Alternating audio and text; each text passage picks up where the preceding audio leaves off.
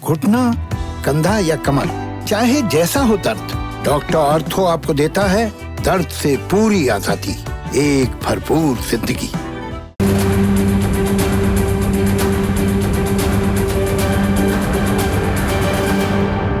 नमस्कार, मैं हूं संदीप चौधरी। आज सबसे बड़ा सवाल में हम बात तो कोरोना की ही करेंगे, इस संकट काल की, संक्रमण काल की जिसमें हम जी रहे हैं।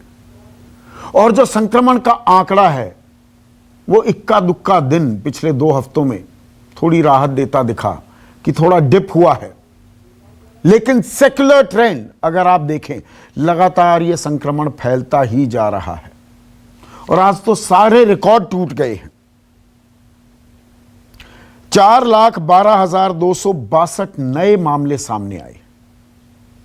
आपको ध्यान होगा 1 मई को 4 लाख का आंकड़ा पहली बार पार किया गया था, उसके बाद 4 लाख से नीचे चला गया था आंकड़ा, लेकिन ये फिर 4 लाख पार कर गया है। और 3,980 लोगों की मौत हुई है, लगभग 4,000 लोगों की मौत। यह भी अपने आप में एक रिकॉर्ड है। और हम लगातार महीने भर से ज्यादा का वक्त हो गया है, हमारी सरकारों, वो केंद्र सरकार हो, राज्य सरकार हो, हमारा जो ये तथाकथित सिस्टम, जो व्यवस्था है, वो कितनी खोखली, कितनी जर्जर हो गई है, उसका जिक्र लगातार करते जा रही है और करते रहेंगे। लेकिन आज मैं इन सब चीजों से इतर बिल्कुल ही बेसिक मुद्दे की बात करने वाला हूं, और वो है कोरोना का इलाज। कोरोना का इलाज क्या है, इलाज कैसे होना चाहिए, और यह बहुत ही जरूरी चर्चा है। क्योंकि दरअसल जिस युग में हम जी रहे हैं, पहले तो एक वो कहावत थी ना कि नीम हकीम खतराए जान, कि किसी भी अरे गहरे नत्थु कहरे के पास जाकर या कहने पर इलाज ना कराइए, जान खतरे में पड़ सकती है।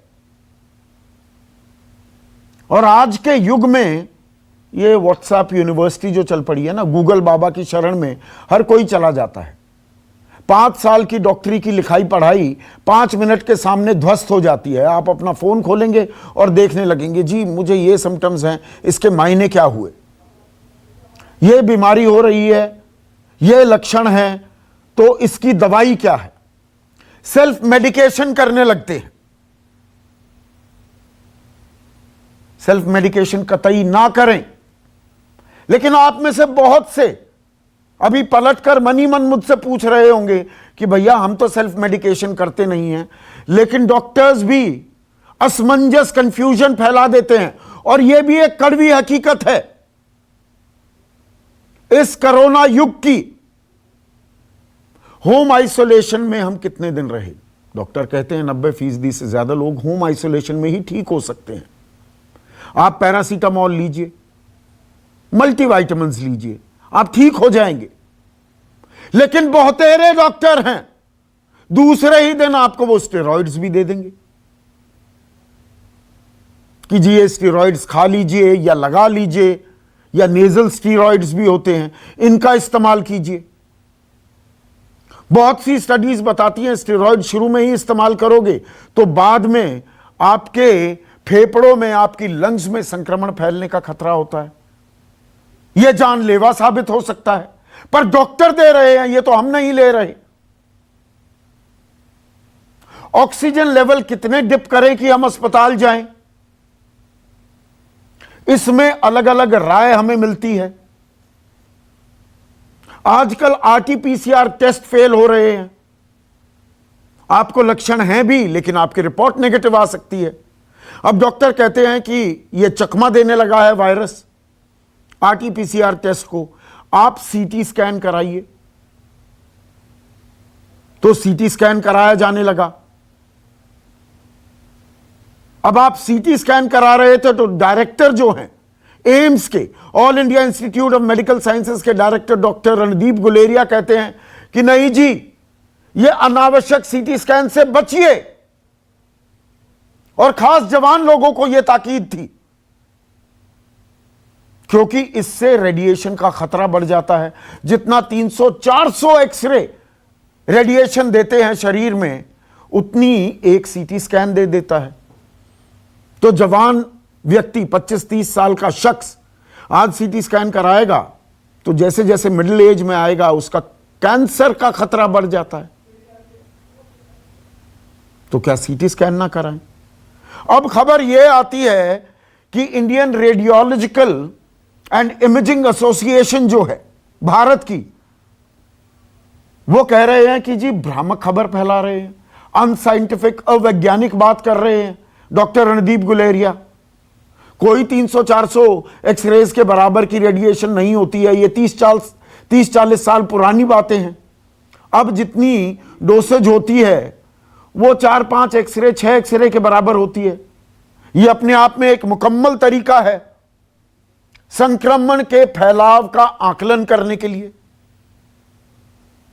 अब रेमडेसिविर को लेकर मारामारी मची हुई है, मारामारी। मेरे पास 100 से ज्यादा फोन आ चुके हैं कि कहीं से रेमडेसिविर का जुगाड़ करा सकते हैं तो कराइए।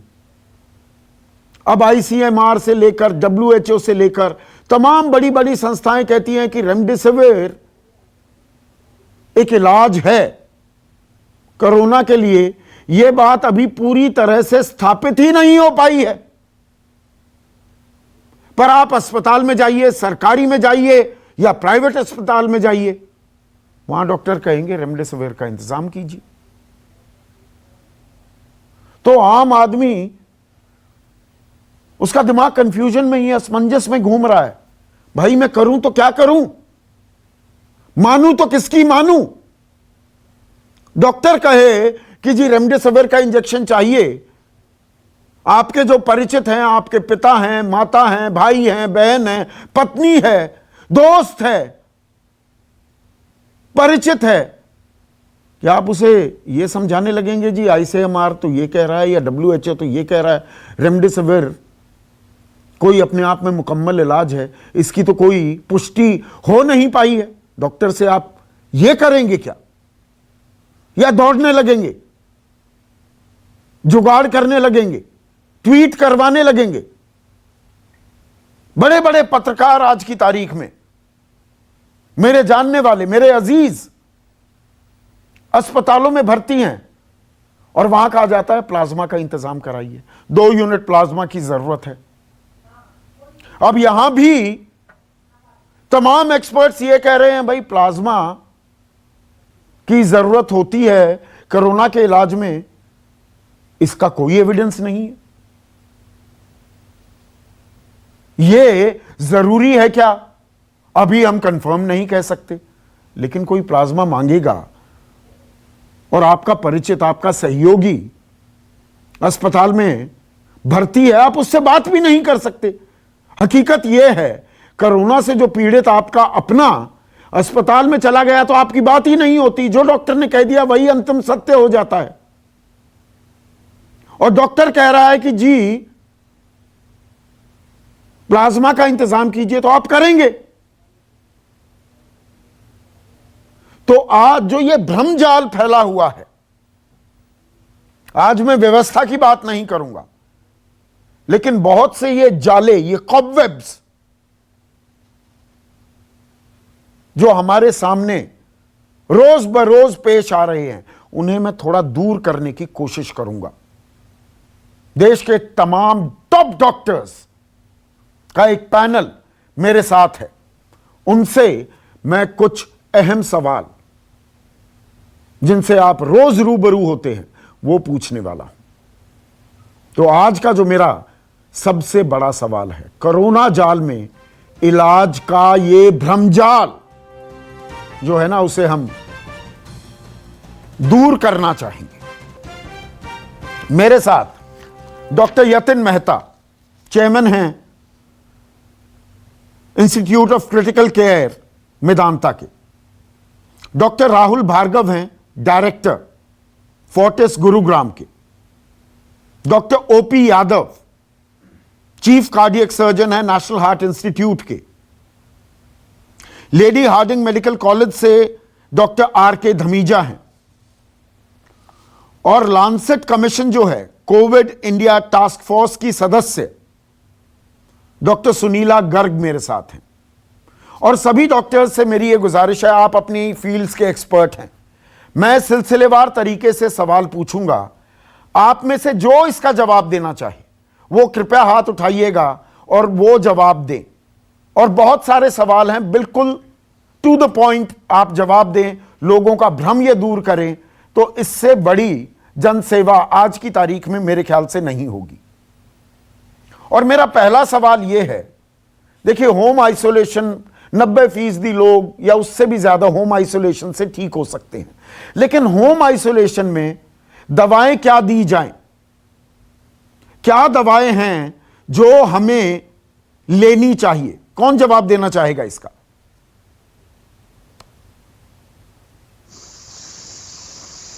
मैं देना चाहूंगी जी डॉक्टर गर्ग, आप दीजिएगा प्लीज।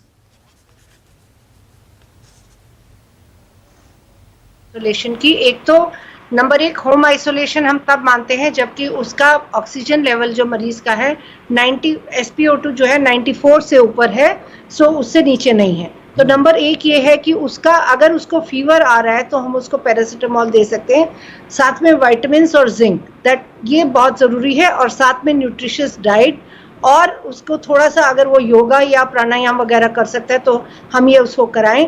बेसिकली उसको इससे ज़्यादा मेडिकेशन देने की कोई ज़रूरत नहीं है, कोई भी टेस्टिंग कराने की ज़रूरत नहीं है। अगर उसका बुखार दूसरे हफ्ते में जाता है, शुरू से मैं ये कहूँगी कि उसको डॉक्टर के संपर्क में रहना चाहिए। अगर किसी स्टेज पे ज़रूरत पड़ती है तो जाके उसकी इन्वेस्टिगेशंस के बाद ही पता चलेगा उसको कोई दवाई देनी है, वरना विटामिन, जिंक, न्यूट्रिशियस डाइट, उसको काफ़ी हाइड्रेशन, पानी काफ़ी अच्छी मात्रा में पीना चाहिए या कुछ फ्लूइड्स लेने चाहिए। इसके अलावा उसको कोई भी ज़रूरत नहीं है। उनका मानसिक स्वास्थ्य बिल्कुल ठीक होना चाहिए, यानी कि घर वालों ने उसको पूरा बिल्कुल निगलेक्ट नहीं करना चाहिए और पूरा उनकी तरफ ध्यान देना चाहिए। तो ये मैं कहना चाहूँगी कि उस मरीज को इससे ज़्यादा कोई भी ज़रूरत नहीं है। तो मतलब पैरासीटामोल और मल्टीविटामिन्स दीजिए। जी जी जी, और कुछ करने की जरूरत नहीं है। लेकिन डॉक्टर भार्गव, आप भी उंगली उठा रहे थे, बहुत से डॉक्टर्स, और मैंने खुद देखा है, मैं अपना व्यक्तिगत उदाहरण दे रहा हूं, मेरी मौसी की तबीयत खराब हुई, कोविड पॉजिटिव हुई, दवाइयां यही दी गई, लेकिन दूसरे दिन डॉक्टर ने कहा कि स्टेरॉइड भी दीजिए, ये स्टेरॉइड मंगा लीजिए। और क्योंकि मैं आप लोगों के संपर्क में रहता हूं, मैंने सेकंड थर्ड ओपिनियन भी लिए, तो कहा गया स्टेरॉइड देने की कोई जरूरत नहीं है, लेकिन स्टेरॉइड प्रेस्क्राइब किए जा रहे हैं। स्टेरॉइड की जरूरत होती है क्या कि आप बीमार हुए, लक्षण दिखे, कोविड पॉजिटिव हुए और आप स्टेरॉइड लें?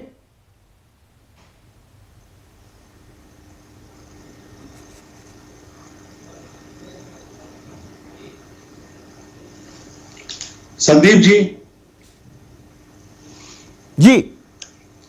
संदीप जी, एक चीज जो सुनीला गर्ग जी ने कहा, जिंक का और लिम्सी का विटामिन सी जो हम दे रहे हैं उसका कोई क्लास ऑफ एविडेंस नहीं है, ना एजिथ्रोमाइसिन का ना डॉक्सीसाइक्लिन का। एक नॉर्मल वायरल फीवर की तरह पैरासिटामोल देनी है, पानी हाइड्रेटेड रहना है, that is all which is required in a ideal setting. जब हम आज के प्रिस्क्रिप्शन देखते हैं, स्टीरॉइड का मिसयूज हो रहा है। मैं आपके चैनल से एक बात साफ साफ कहना चाहूंगा, भारत सरकार जैसे मॉर्फिन को शेड्यूल एच ड्रग में रखती है, मेरा हाथ जोड़ के निवेदन है कि स्टीरॉइड को शेड्यूल एच कर दीजिए, बिना प्रिस्क्रिप्शन के मत दीजिए, और डॉक्टर से पूछिए इंडिकेशन क्या है।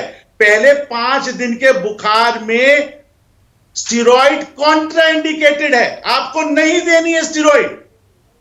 स्टीरॉइड का इंडिकेशन है 7वें 8वें दिन तक बुखार आ रहा हो, चेस्ट में फाइंडिंग हो, हाइपोक्सिया हो, उसमें भी 7 से 10 दिन की स्टीरॉइड का इंडिकेशन है, ना कि भर भर के स्टीरॉइड देने का। तो शुरुआती दौर में steroid is a strict no no. Strict no no, बिल्कुल एब्सोल्यूट नो।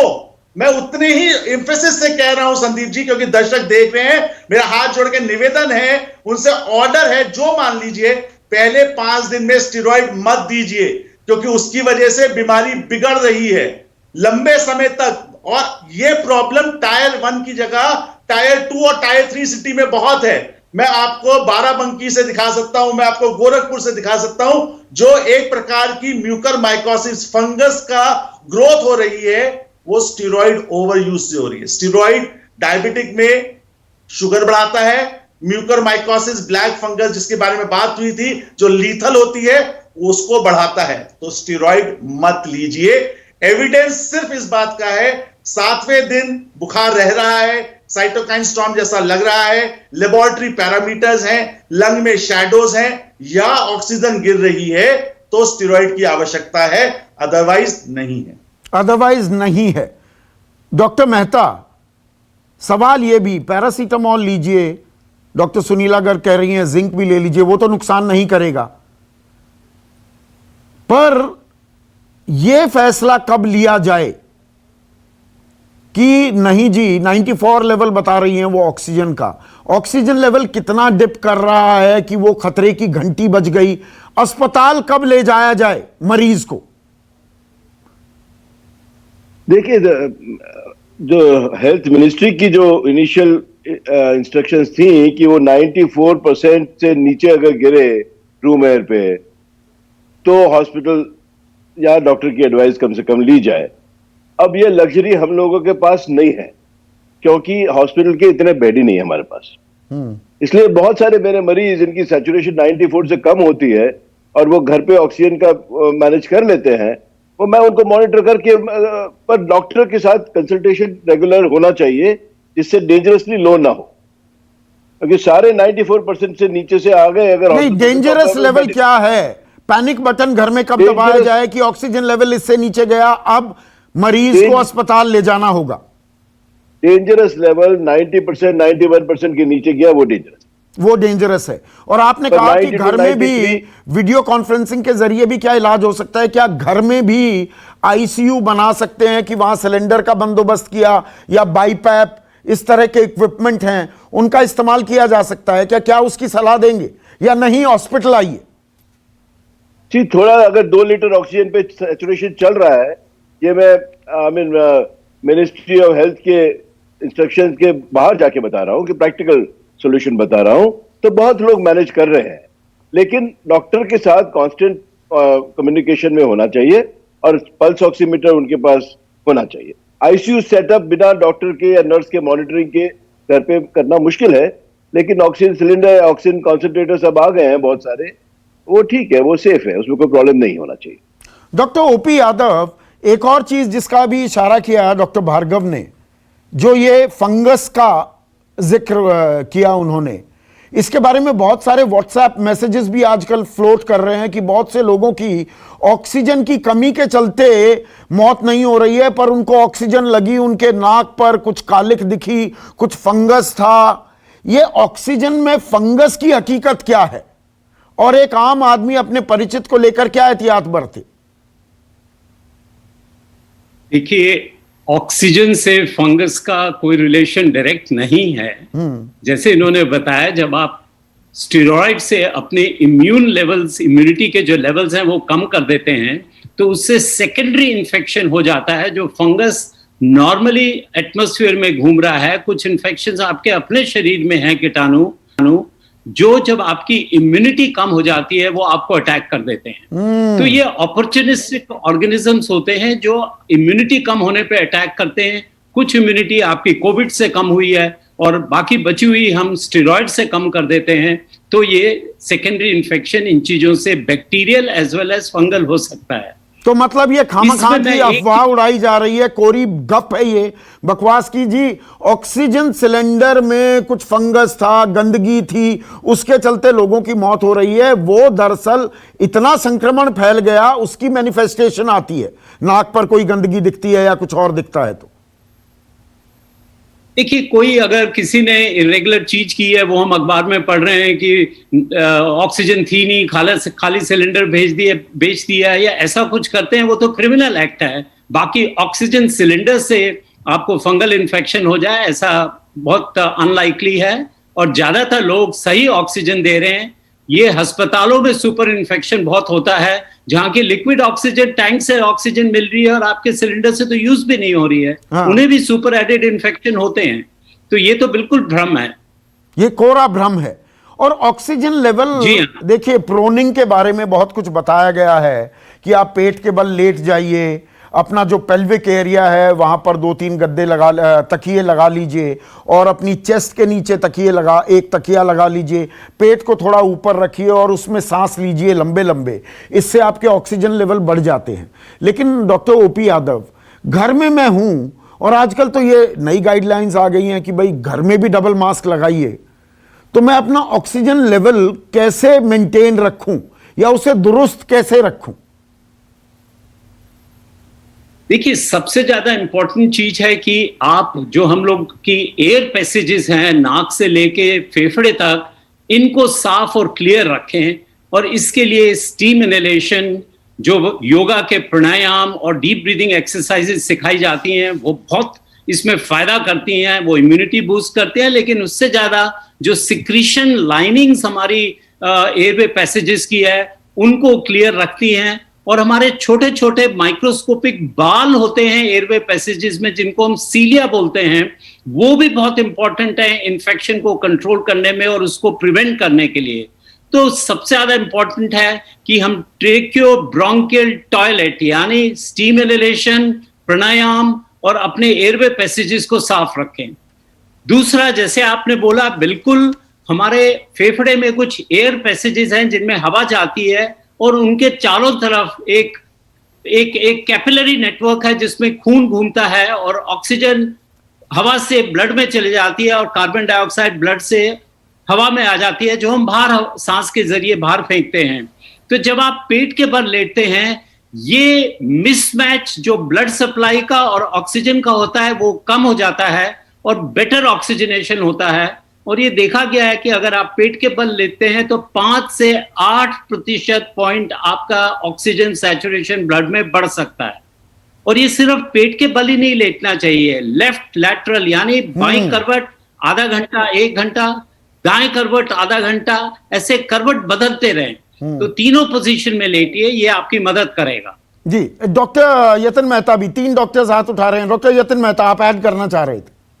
जी हाँ जी, ये प्रोन वेंटिलेशन का जो पहला साइंटिफिक पेपर इंडिया से मैंने पब्लिश किया था डॉक्टर ओपी यादव के जर्नल में, इंडियन हार्ट जर्नल में, आज से 15 साल पहले। इटालियन है गैटिरोनी, बड़ा उसने काम किया है रेस्पिरेटरी फिजियोलॉजी में। उनके बड़े पेपर से जब उन्होंने पेशेंट्स को वेंटिलेटर्स में जो ARDS कहते हैं, एक्यूट रेस्पिरेटरी डिस्ट्रेस सिंड्रोम, जो ये कोविड में लंग्स को अफेक्ट करता है, उनमें CT स्कैन किए उन्होंने प्रोन वेंटिलेशन, और उसमें ये दिखाया कि जो डॉक्टर यादव बता रहे थे वो सही बता रहे थे कि वेंटिलेशन परफ्यूजन, जो खून जाता है और जो हवा जाती है, उनमें उनका जो मिसमैच होता है, जिसकी वजह से ऑक्सीजन कंसंट्रेशन खून में गिरता है, वो बेटर हो जाता है प्रोन वेंटिलेशन। इसलिए घर पे भी प्रोन वेंटिलेशन करिए, बहुत अच्छी चीज है, उससे ऑक्सीजन सैचुरेशन बढ़ता है। उसमें बहुत हम रेकमेंड करते हैं कि 2 घंटे पेट के बल, 2 घंटे लेफ्ट साइड पे, 2 घंटे राइट साइड पे और 2 घंटे सीधे ऐसे लेटेंगे तो आराम से कर पाएंगे। कुछ लोग जिनका पेट थोड़ा बड़ा होता है, उनको पेट के बल लेटने में मुश्किल पड़ती है, इसलिए वो छाती के नीचे जो आप कह रहे थे तकिया रखे, और पेल्विस के नीचे तकिया रखे, उससे वो पेट थोड़ा फ्री होना चाहिए। तो पेट थोड़ा फ्री हो। इसमें भी डॉक्टर यतिन मेहता एक वो नीम हकीम खतराए जान वाली बात भी आती है। आजकल ये बहुत सारे वीडियोस चल रहे हैं जी, टाइमर लगा हुआ आता है कि सांस खींचिए और 40 सेकंड आपने रोक लिया तो आपको कोविड नहीं है, आप बिल्कुल ठीक हैं। नहीं सर, कोई ये सब अपने सब एक्सपर्ट्स बन गए हैं ओवरनाइट कोविड के, इसलिए मैं इससे ज्यादा क्या बताऊं आपको। तो ये कुछ नहीं है। हाँ, ये अपने आप में एक्सरसाइज करते रहिए, सांस रोक कर देखिए, पर इससे ये कहना कि आप कोविड नेगेटिव हैं, ऐसा कुछ नहीं है। ऐसा कोई एविडेंस नहीं। डॉक्टर धमीजा, आप भी कुछ जोड़ना चाह रहे थे? और इसमें एक चीज मैं और पूछूंगा, देखिए ऑक्सीजन लेवल जब बढ़ाने की बात होती है, भाई घर में भी डबल मास्क लगाओ, बाहर आप जा नहीं रहे हैं, सोसाइटी भी आपका ऑलमोस्ट लॉकडाउन में है, पार्क में आप जा नहीं रहे हैं वॉक करने के लिए, तो आप दरअसल बासी हवा अपने फेफड़ों में लेकर आ रहे हैं। यह भी एक विरोधाभास है। इस कॉन्ट्राडिक्शन को पाट सकते हैं क्या किसी तरीके से डॉक्टर धमीजा? संदीप जी, एक तो बहुत बहुत आपका धन्यवाद और मैं कॉम्प्लीमेंट करता हूं कि ये इस प्रोग्राम के थ्रू आप लोगों को एजुकेट कर रहे हैं, जो कि बहुत बड़ा इंपॉर्टेंट कंपोनेंट है इस पैंडेमिक को खत्म करने के लिए। लोगों को एजुकेट करना भी इतना ही इंपॉर्टेंट है जितना मिटिगेट करना वायरस। तो पहला क्वेश्चन ये कि आपने पूछा कि जब एसिम्प्टोमेटिक हैं या माइल्डली सिम्प्टोमेटिक हैं, जो घर पे हैं, उनको क्या करना चाहिए। तो इसमें बड़ा क्लियर है, उसमें 3 प्रिंसिपल्स हैं माइल्ड केसेस के लिए। पहले तो माइल्ड मॉडरेट सीवियर की अपनी अपनी डेफिनेशन है, ऑक्सीजन की, शॉर्टनेस ऑफ ब्रेथ की, और जो अल्टर्ड सेंसोरियम या आगे जो सीवियर कॉम्प्लिकेशंस हैं। तो जो माइल्ड की हम बात करें तो उसमें 3 चीजें बहुत जरूरी हैं, 3 प्रिंसिपल्स हैं। एक तो आप अपना ख्याल रखते हैं, जैसे कि बताया न्यूट्रिशन लेनी है आपने, या पैरासीटामोल लेनी है आपने, या आपने अवेक प्रोनिंग करनी है। दूसरा, आपने परिवार की रक्षा करनी है ताकि आप उनसे दूरी बना के रखें, सेपरेट कमरे में, सेपरेट वॉशरूम में रखें ताकि दूसरों को इन्फेक्शन ना हो। और तीसरा सबसे बड़ा जरूरी काम ये है, जो अभी तक डिस्कस नहीं हुआ है, वो ये है कि आपको रेड फ्लैग्स पता होने चाहिए कि किस कंडीशन में आपको खतरा हो सकता है, ताकि आप मेडिकल कंसल्ट कर सकें या हॉस्पिटल में कांटेक्ट कर सकें या जा सकें। वो रेड फ्लैग्स क्या है वो मैं आपको बताता हूं। एक तो यही है कि हर व्यक्ति के पास पल्स ऑक्सीमीटर के द्वारा ऑक्सीजन सैचुरेशन की मॉनिटरिंग होनी चाहिए, और वो मॉनिटरिंग 94 से ऊपर होनी चाहिए। अगर वो कम है तो अवेक प्रोनिंग करें, ऑक्सीमीटर रखिए घर में। बिल्कुल, नंबर 1। नंबर 2 बात यह है कि अगर आपको शॉर्टनेस ऑफ ब्रेथ होती है बीच में कहीं पे, या चेस्ट पेन होता है, या आपको सांस लेने में दिक्कत है, या कफ आती है, तब भी आप जो है ऑक्सीजन मॉनिटर करिए और आगे कंसल्ट करिए। तीसरा ये कि अपने टेम्परेचर को मॉनिटर करिए। अगर आपका टेम्परेचर डिक्लाइनिंग ट्रेंड नहीं है या बढ़ता है, एक्सेलेरेशन में है, अपवर्ड ट्रैजेक्टरी में, तब भी आपको डॉक्टर की सलाह चाहिए। और अगर ये 5 दिन से आगे है तो फिर उसका अलग स्टेज है उसकी डिजीज की। जैसे कि डिजीज की हम 3 स्टेजेस मानते हैं। पहले रेप्लिकेशन है, वायरल रेप्लिकेशन, जिसमें कहा गया कि स्टीरॉयड नहीं देने चाहिए क्योंकि स्टीरॉयड उस वायरल रेप्लिकेशन को बढ़ाते हैं, आपकी बीमारी को बढ़ा सकते हैं। तो बड़ा इंपॉर्टेंट चीज है कि हमें किस टाइम पे कौन सी दवा देनी है। पर जो मैं सवाल पूछ रहा था, मैं घर में बंद हूं, ज्यादातर लोग शहरों में तो फ्लैट्स में रहते हैं, अब मैं ग्राउंड फ्लोर में हूं, मेरा गार्डन भी है, मैं तो गार्डन में जा सकता हूं, पर मैं वेंटिलेशन, फ्रेश हवा कैसे लूं? Yes, cross ventilation. घर में हमेशा खिड़कियां खुली रखें। अगर आप अपने कमरे में हैं तो कमरे की खिड़कियां आमने सामने की खुली रखें। अब तो सबने बंद कर रखा है कि घर में ही जब डबल मास्क पहनना है तो सब घर भी बंद करके बैठे हुए हैं डॉक्टर साहब। नहीं, खिड़कियां तो खुली रख सकते हैं।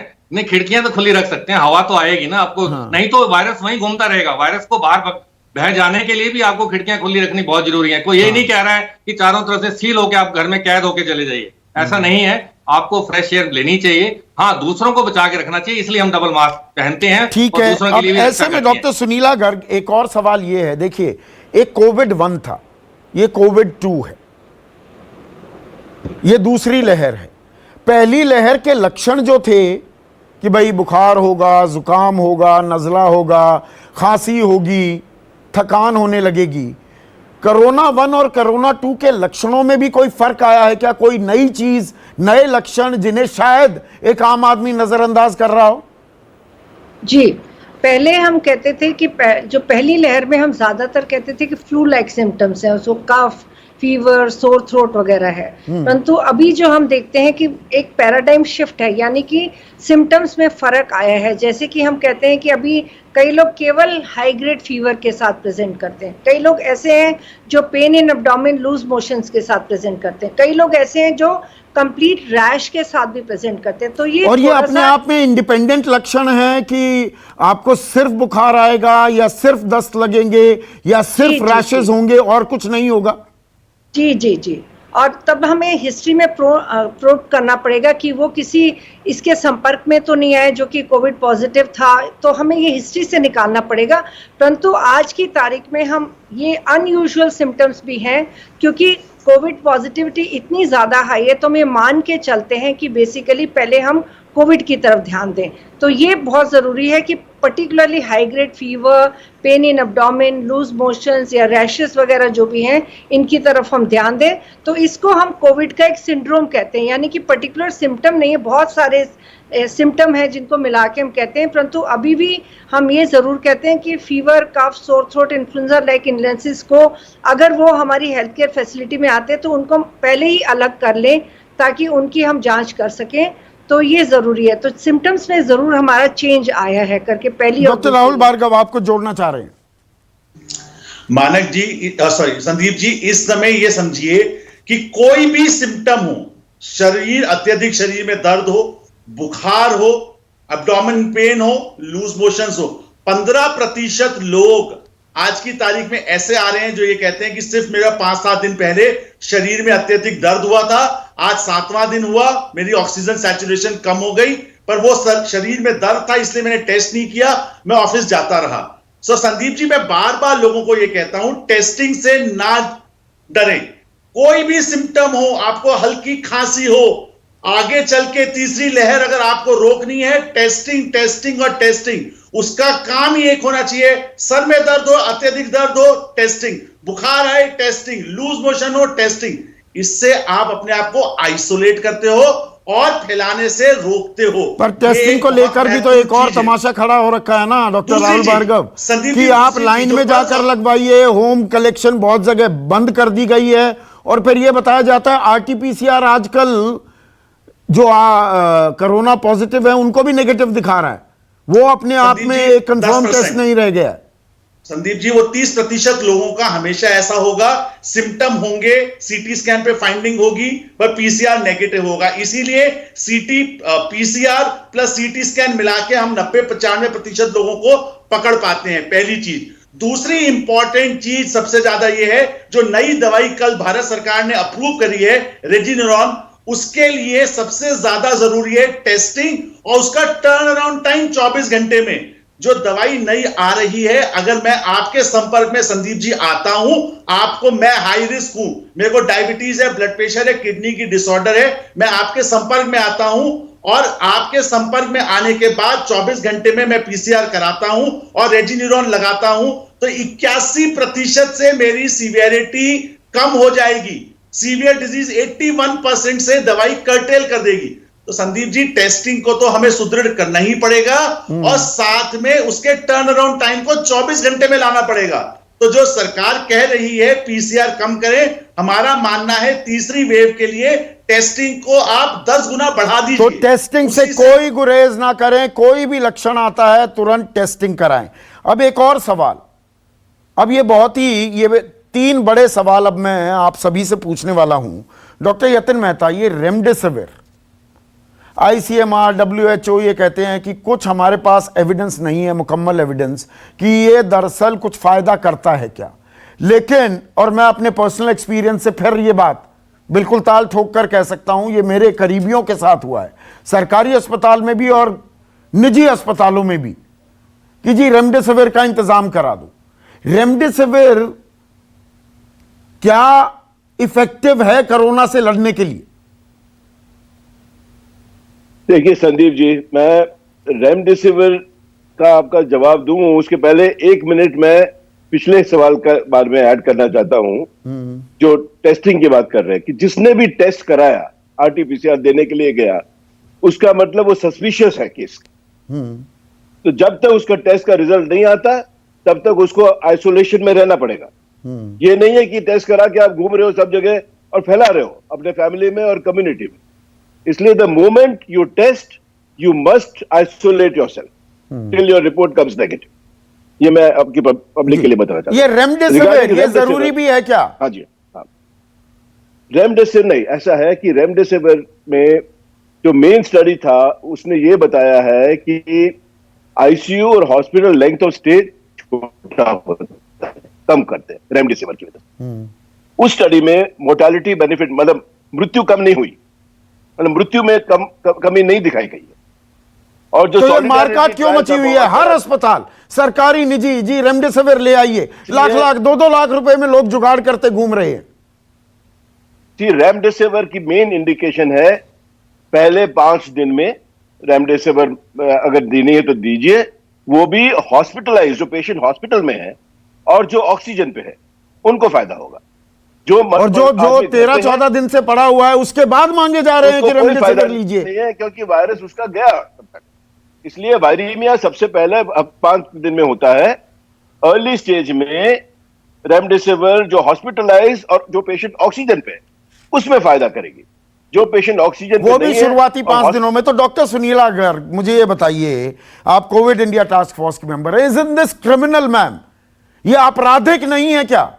रेमडेसिविर के लिए 10-10, 12-12, 15-15 दिन जो पेशेंट अस्पताल में भर्ती है तब कहते हैं जी रेमडेसिविर लेकर आइए, रात को 1 बजे कह देंगे जी रेमडेसिविर की जरूरत है, और मारा फिर रहा है। मैंने ऐसे केसेस देखे हैं उधम सिंह नगर में, मेरे एक जानने वाले की बुआ, बुजुर्ग महिला, और मैंने चंडीगढ़ से इंतजाम कराया। डेफिनेटली आपकी बात बिल्कुल सही है, और डॉक्टर साहब, डॉक्टर यतिन ने भी अभी बताया कि रेमडेसिविर की बिल्कुल ज़रूरत नहीं है अनलेस देयर इज इस वेरी वेरी स्पेसिफिक इंडिकेशन और पर्सन वो हॉस्पिटलाइज्ड है। और ये इंडिविजुअल डॉक्टर्स की प्रैक्टिसेस को बहुत ज़रूरत है कि हम स्टैंडर्डाइज करें और प्रिस्क्रिप्शंस को हम ऑडिटिंग करें, तो इसलिए नहीं, बहुत ये जरूरी सरकार है क्लियर क्यों नहीं करती? ये भ्रमजाल सरकार जो ने फैला बिल्कुल हुआ है clear- ना, नहीं, सरकार साहब सरकार बताए ने- रेमडेसिविर नहीं जरूरत है, इन लोगों के लिए जरूरत है। हाँ बिल्कुल, वो गाइडलाइंस बिल्कुल क्लियर है। 5 तारीख को guidelines ministry of health and family welfare की वेबसाइट पे लोड हुई है करके आप देखिएगा। और धज्जियां उड़ रही है ना उन गाइडलाइंस की। जी, गाइडलाइंस में बिल्कुल क्लियर दिया हुआ है, और एम्स की भी आप गाइडलाइंस देखेंगे माइल्ड मॉडरेट सीवियर की, तो सब में ये दिया हुआ है। और बार बार रोज ही हम बता रहे हैं कि रेमडेसिविर की कोई, जो कि हमारा सॉलिडेरिटी ट्रायल भी हुआ था उसमें भी उसका कोई रोल नहीं था। तो ये प्रोवाइडर्स अपनी अपनी प्रैक्टिस नहीं, आम आदमी मना कैसे करे? डॉक्टर राहुल भार्गव, डॉक्टर कहे जी मेरा परिचित, मेरी जान वहां पर अटकी हुई है क्योंकि मेरे पिता या मेरी माता या मेरी पत्नी या मेरा दोस्त वहां लेटा हुआ है, और वो रात को 1 बजे कहते हैं जी रेमडेसिविर का इंतजाम करो, मैं तो घोड़े दौड़ा दूंगा ना। संदीप जी, इसके लिए सबसे ज्यादा जब हम पब्लिक की बात करते हैं, पब्लिक की एजुकेशन की बात करते हैं, तो उसके साथ हमें डॉक्टर की एजुकेशन की भी बात करनी है। आप सिर्फ टाउन ए की बात कर रहे हैं, टाउन बी और टाउन सी सिटीज में क्या हो रहा है तो वो तो हमें पता ही नहीं है। मैं तो दिल्ली यहाँ पे एनसीआर की बात कर रहा हूं। यहां तो सरकार को आईएमए के साथ टाई अप करना चाहिए और डॉक्टरों को क्लियर कट गाइडलाइंस देनी चाहिए। उसके बाद जैसे डॉक्टर सुनीला ने कहा, ऑडिट होना जरूरी है, random audits, so that practices को सुधारा जा सके। ये एब्सोल्यूट क्रिमिनल है 14 दिन के बाद कोई वेंटिलेटर पे रेमडेसिविर दे। बिल्कुल हाइपोक्सिक पेशेंट में 5 से 7 दिन तक फायदा करती है रेमडेसिविर। 5 दिन टोटल दी जाती है, उससे ज्यादा नहीं दी जाती। उसकी एमआरपी, बेचारी की एमआरपी मैक्सिमम रिटेल प्राइस 845 रुपए है। हाँ। जो 40,000 रुपए में बिक रही है, 845, और वो रामबाण नहीं है। मैं आपके दर्शकों को बताना चाहूंगा संदीप जी, ऐसा नहीं होगा कि मैं दवाई लगाऊंगा और मृत आदमी चेतना ले लेगा। प्लीज नहीं, रामबाण के तरीके से बेचा जा रहा है ना। और दूसरी चीज डॉक्टर ओपी यादव, वो है प्लाज्मा थेरेपी। अब प्लाज्मा के लिए मारामारी हो रही है। मेरे 2 साथी, उनको प्लाज्मा चढ़ाया गया, एक के लिए अभी इंतजाम हम करवा रहे हैं प्लाज्मा थेरेपी। अब फिर वही मैं गाइडलाइंस की बात करूंगा। कोई मुकम्मल ऐसी स्टडी नहीं है जो कहती है कि प्लाज्मा थेरेपी से ठीक हो जाओगे। लेकिन फिर हम देखते हैं दिल्ली के स्वास्थ्य मंत्री सत्येंद्र जैन मैक्स हॉस्पिटल में जाते हैं, जी प्लाज्मा थेरेपी से मैं ठीक हो गया था। यह बात भी सामने आती है, तो टोटल कंफ्यूजन है।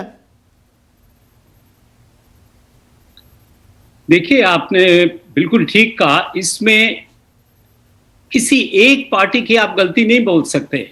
एक अंग्रेजी में कहावत है कि data gets obsolete before the ink ड्राइज।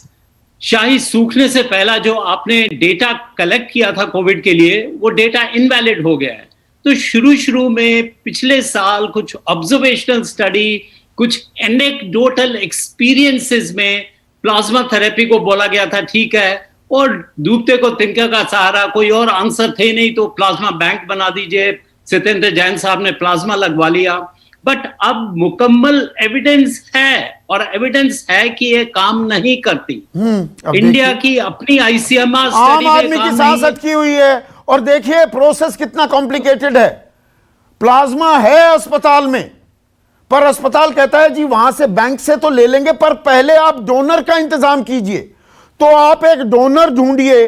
Donor कौन हो सकता है? जो खुद कोविड पॉजिटिव हो चुका हो और कुछ दिन पहले, 28 दिन पहले से पहले वो रिकवर कर चुका हो।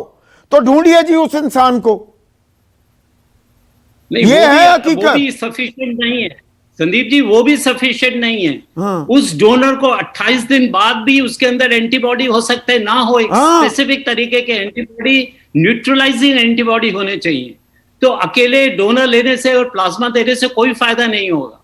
नहीं, फायदा नहीं होगा, लेकिन डॉक्टर धमीजा, एक आम इंसान कैसे मना कर दे? कैसे डॉक्टर को कह दे मत लगाइए प्लाज्मा थेरेपी, ये किसी काम की नहीं? मैंने सबसे पूछ लिया। नहीं देंगे जी, बिल्कुल। रेमडेसिविर मत लगाइए, बिल्कुल। रेमडेसिविर का कोई फायदा नहीं है। कैसे कह दूं डॉक्टर को? बिल्कुल ठीक है, ये हमारे मरीज को भी क्वेश्चन करना चाहिए डॉक्टर के पास कि क्या एविडेंस है, अरे कितना मुंह पर तो इसमें ऑक्सीजन लगी हुई है डॉक्टर साहब, वो क्वेश्चन करेगा वहां पर। पेशेंट नहीं जाएगा, उसके अटेंडेंट जो रिलेटिव है वही अटेंडेंट तो को जाएंगे अंदर ना कहां उसके लिए। जाने देते हैं? कहते हैं जी रेमडेसिविर चाहिए। ये मैं तो कहूंगा नहीं, बिल्कुल मरने ठीक दो है, मेरे दोस्त बिल्कुल ठीक है। को, मरने मैं दो आपको मेरे पिता इसका- को, नहीं इसका- लगवाऊंगा मैं रेमडेसिविर। इसको आपको क्योंकि एविडेंस डॉक्टर यतिन बताता Ojha, doctor O P Yatin Mehta, doctor Rahul Bhargav, doctor O P Yadav ने मुझे बताया नहीं जरूरत है इसकी, ये कहूंगा मैं। संदीप जी हमें इसको इसी बात के लिए मैंने आपको कॉम्प्लीमेंट किया कि ये हेल्थ एजुकेशन और पेशेंट एजुकेशन बहुत ही इंपॉर्टेंट है। जो हमारे मेडिकल हेल्थ सिस्टम में, जो इंडिया में हम एजुकेशन देते हैं डॉक्टर्स को, उसमें एक लैकिंग है। कम्युनिकेशन स्किल्स बहुत इंपॉर्टेंट चीज है, और ये जो एथिकल प्रैक्टिस है ये भी एक बहुत कंपोनेंट है जो हमारा नेग्लेक्टेड है।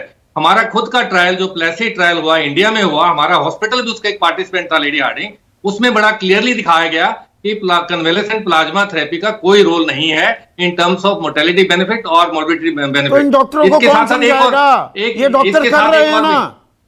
ये एक एथिकल क्वेश्चन है, बिल्कुल ठीक है आपने, क्योंकि ये इसकी इमरजेंसी ऑथराइजेशन मिली हुई है 3 ड्रग्स को, ऑफ लेवल ड्रग्स को, टोसिलिजुमैब, कन्वेलेसेंट प्लाज्मा और रेमडेसिविर, तीनों ही एक कैटेगरी में आती हैं, और तीनों का किस पेशेंट में क्या रोल है ये बताना बहुत इंपॉर्टेंट है। और आज मुझे लगता है कि ऐसे ऐसे प्रोग्राम्स और भी होने चाहिए। एक और इश्यू भी है कन्वेलेसेंट प्लाज्मा का, जिस मरीज को कन्वेलेसेंट प्लाज्मा लग गया उसको अगले 2 महीने में वैक्सीन भी नहीं लगा सकते आप। ये बहुत सारे इश्यूज हैं कन्वेलेसेंट प्लाज्मा के, सिर्फ यही नहीं है कि आप डॉक्टर मरीज को सुनीला ठीक कर गर्ग, दोगे। इसमें क्लैरिटी क्यों नहीं होती?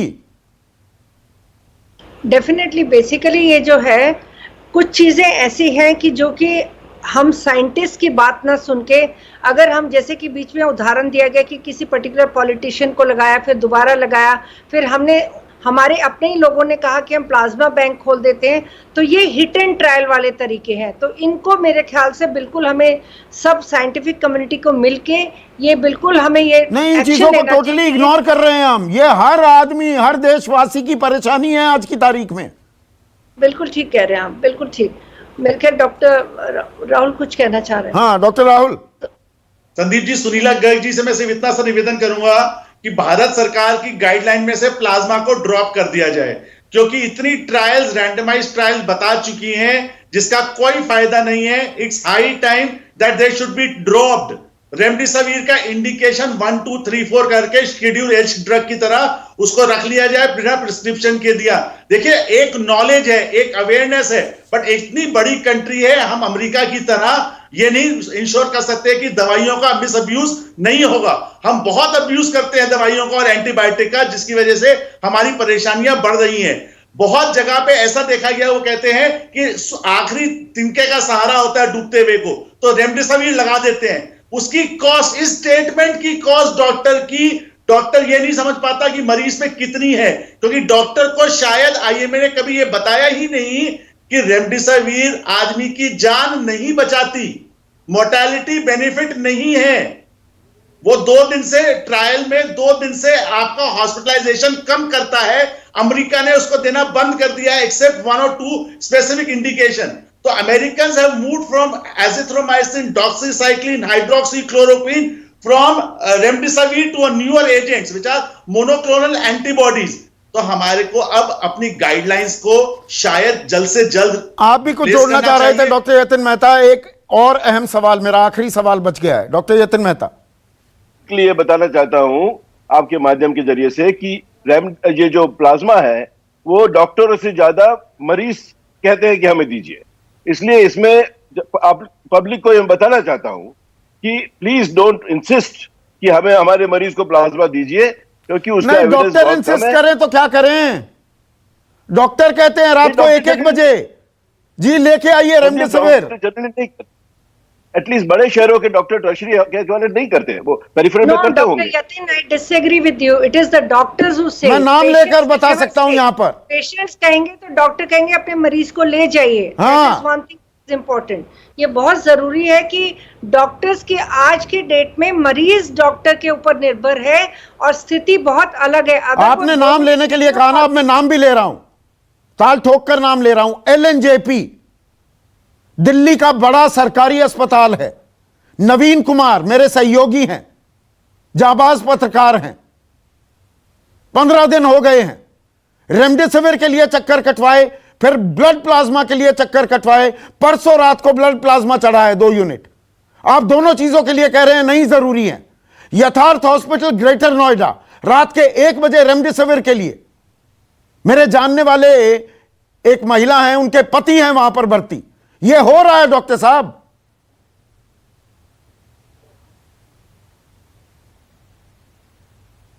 डॉक्टर यतन मेहता, मैं आपसे मुखातिब था। अब आखिरी सवाल, क्योंकि आप क्रिटिकल केयर के चेयरमैन हैं, और डॉक्टर राहुल भार्गव, आप दोनों से, और उसके बाद फिर मैं वाइंड अप कमेंट्स लूंगा डॉक्टर धमीजा और डॉक्टर गर्ग से। ये सीटी स्कैन की कितनी जरूरत होती है? बीच में आए जी आरटीपीसीआर, क्योंकि पूरा नहीं आजकल कर पा रहा है तो सीटी स्कैन करा लो। अब डॉक्टर रणदीप गुलेरिया वो कहते हैं 300-400 एक्सरेज के बराबर है, जवान शख्स ने करा लिया तो उसको तो बहुत खतरा हो जाएगा कैंसर का। अब Indian radiological and imaging association कहती है ये तो 30 साल 40 साल पुरानी बातें कर रहे हैं। तो सीटी स्कैन की जरूरत कब पड़ती है? सीटी स्कैन करवाना चाहिए कि नहीं करवाना चाहिए? देखिए, इसमें ऐसा है संदीप जी, सीटी स्कैन की जो इंडिकेशन है वो डॉक्टर डिसाइड करेंगे, मरीज को पहले नहीं करना चाहिए। बहुत मरीजों को मैं कहता हूं जरूरत नहीं है, वो जाके खुद सीटी स्कैन करा लेते हैं, और इसमें कुछ डॉक्टर्स ने भी रोल प्ले किया होगा। उस अमेरिकन रेडियोलॉजिकल एसोसिएशन ने बोला है कि सीटी स्कैन के कोविड के फीचर्स नॉन स्पेसिफिक है। इसका मतलब कि सीटी स्कैन में कुछ ऐसे चेंजेस आते हैं जो स्पेसिफिक नहीं है कि आप कह सकते हैं डेफिनेटली कि ये कोविड है। तो अगर कोविड आपको कंफर्म करने के लिए सीटी स्कैन की जरूरत नहीं है। डॉक्टर राहुल भार्गव, पर कहा जाता है आजकल जी, मेरे ये से तो सबसे पहले ऊपर देखता भी नहीं है। कुछ लोगों ने मुझे बताया कि डॉक्टर नीचे ही आप उसको बस लक्षण बता रहे हैं और वो कहता है सीटी स्कैन करा लो। तो कराऊं ना कराऊं? संदीप जी, सिंपल सी बात है, डॉक्टर और मरीज दोनों को एजुकेट करना आवश्यक है। अगर सिम्टम है, सांस फूलने के सिम्टम है तो सीटी स्कैन होगा, अदरवाइज सीटी स्कैन नहीं होगा। संक्षिप्त में बात यह है, सीटी स्कैन कोविड आपको हां या नहीं बताता। सीटी स्कैन सिर्फ आपको यह बताता है कि अगर आप कोविड से ग्रसित हैं तो मेरे को कौन सी दवाई देनी है, और आपको प्रिडिक्शन क्या है कि आप बाईपैप पे जाएंगे नहीं जाएंगे, वेंटिलेटर की जरूरत पड़ेगी या नहीं पड़ेगी, जिसे हम फॉरवर्ड प्लानिंग कहते हैं। Other than that CT scan से आपको ना बहुत ज्यादा फायदा होता, पर नुकसान जो हमारे को ये रेडियोलॉजिकली कहते हैं कि एक्सरे 300-400 एक्सरे चले गए, वो भी ट्रुथ नहीं है। आज की तारीख में एक सीटी स्कैन से कैंसर नहीं होता। तो आपको सिम्टम से जाना पड़ेगा, इंडिविजुअलाइज करना पड़ेगा, स्वयं सीटी स्कैन मशीन में ना कूद जाए करवाने के लिए। डॉक्टर धमीजा, पर कम से कम देखिए, आम आदमी तो परेशान होता है और हम डॉक्टर्स नहीं हैं। हमें तो आप जो बताओगे मान लेंगे, आप तो हमारे लिए भगवान होते हैं। हम तो हाथ जोड़कर खड़े हो जाते हैं डॉक्टर के सामने कि भैया बचा लो, डॉक्टर साहब बचा लो, जो आप कहेंगे वो करेंगे। तो डॉक्टरों में तो क्लैरिटी होनी चाहिए ना? बिल्कुल बिल्कुल होनी चाहिए, और हम सब साइंस के हिसाब से चलते हैं और scientific evidence based medicine practice करते हैं। और इसमें 3 बड़े फैक्टर्स हैं। फिर दोबारा से मैं आपको बताता हूं कि क्या डायग्नोसिस में हेल्प करता है, तो सीटी स्कैन डायग्नोसिस में कोई हेल्प नहीं करता है। इट इज नॉट सेंसिटिव और specific enough to give you a diagnosis of कोविड-19। क्या आपकी इटियोलॉजी में कुछ हेल्प करता है? उसमें भी कंट्रोवर्सी है कि शायद हो सकता है कि करे, लेकिन सबसे बड़ा इसका यूज तब होता है जब आपकी वर्सनिंग हो। कोई पेशेंट आपका पेशेंट डिटेरियोरेट हो रहा है, सांस फूल रहा है, कफ है, फीवर ठीक नहीं हो रहा है, तब आप देख सकते हैं कि इसमें आगे क्या होने वाला है, कितना लंग इन्वॉल्वमेंट है, और क्या हम इसको ट्रीट कर सकते हैं, चाहे वो नई मोडालिटीज हो और उसको वेंटिलेशन की जरूरत है या नहीं है। तो मैनेजमेंट में एक पर्टिकुलर स्टेज पे सीटी स्कैन का रोल है, लेकिन ऐसा भी नहीं है कि इनडिस्क्रिमिनेट यूज करते रहो। हर पेशेंट को हॉस्पिटल से आने से पहले ही सीटी स्कैन करवा के आना चाहिए, ऐसा बिल्कुल नहीं है। नहीं, पर कुछ गाइडलाइंस क्लैरिटी तो होनी चाहिए। मतलब अलग अलग अस्पताल, अलग अलग डॉक्टर्स मुझे अलग अलग चीज बताएंगे तो मेरे दिमाग का भरता वैसे ही बना हुआ है डॉक्टर ओपी यादव, तो हाल क्या होगा? हम तो आपके पास आते हैं ना कि जो आप बताएंगे वही सही है, वही अंतिम सत्य है। पर ये सत्य की भी परिभाषाएं बहुत हैं, न जाने कितने अंतिम सत्य हो गए हैं आज के युग में। देखिए संदीप साहब, आप जो सब चीजें बोल रहे हैं उसमें कुछ सत्य है, लेकिन कुछ हम प्रोबेबली ओवर प्ले भी कर रहे हैं। इसमें एंटायरली ऐसा नहीं है कि डॉक्टर ही कर रहा है। एक साइकोलॉजी में प्रिंसिपल है, जो एक साइंटिफिक प्रिंसिपल है, जिसे एक्शन बायस बोला जाता है। और वो एक्शन बायस आप पे भी एप्लीकेबल है, मेरे पे भी एप्लीकेबल है, कि हम लास्ट मोमेंट पे एक्शन करते हुए डूबना चाहते हैं रादर देन इन एक्शन। तो इस प्रिंसिपल के तहत मरीज भी मांगते हैं कि हम कुछ करें और डॉक्टर भी कुछ करना चाहते हैं। नहीं, ये बात बिल्कुल सही है डॉक्टर सुनीला गर्ग। हम भी दबाव डालते हैं, अरे जी उनकी क्रिटिकल है अभी सिचुएशन, अरे डॉक्टर साहब रेमडेसिविर लगा दो ना, या प्लाज्मा थेरेपी कर दो ना। हम भी दबाव बनाते हैं, पर आम आदमी तो नादान है ना, सिस्टम नादान है क्या? मेरा आखिरी सवाल। पर मेरे ख्याल से देखिए, डॉक्टर अल्टीमेटली फाइनल जज है, और कोई भी इन्वेस्टिगेशन या कोई भी मेडिकेशन उनके बिना नहीं होनी चाहिए।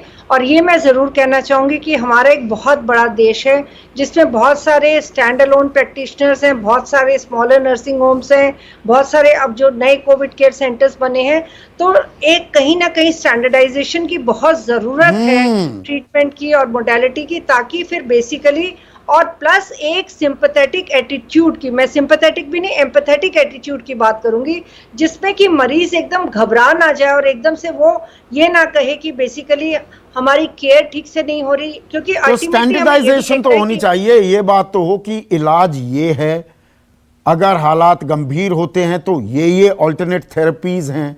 ये नहीं कि कोई डॉक्टर कुछ कह रहा है, कोई बता रहा है रेमडेसिविर की जरूरत नहीं, कोई कहता है रात को 1 बजे जी लेकर आओ, कोई कह रहा है प्लाज्मा थेरेपी कुछ नहीं करती, कोई कहता है जी डोनर ढूंढ कर लाइए। तो वो स्टैंडर्डाइजेशन तो हो। आम आदमी वैसे ही परेशान है, और आप लोगों का बहुत बहुत शुक्रिया, आपने बेबाक राय रखी। मैंने थोड़ा डेविल्स एडवोकेट भी प्ले किया, क्योंकि आम आदमी दरअसल परेशान है आज की तारीख में, और आपने ये भ्रमजाल तोड़ने की कोशिश की। इसी के लिए आप सभी का बहुत बहुत शुक्रिया। आज सबसे बड़ा सवाल में बस इतना ही। नमस्कार। खास जड़ी बूटियों से बना पेट सफा आयुर्वेदिक चूर्ण आज ही ले आएं। पेट सफा पहली रात से ही असर दिखाता है और इसकी आदत भी नहीं पड़ती।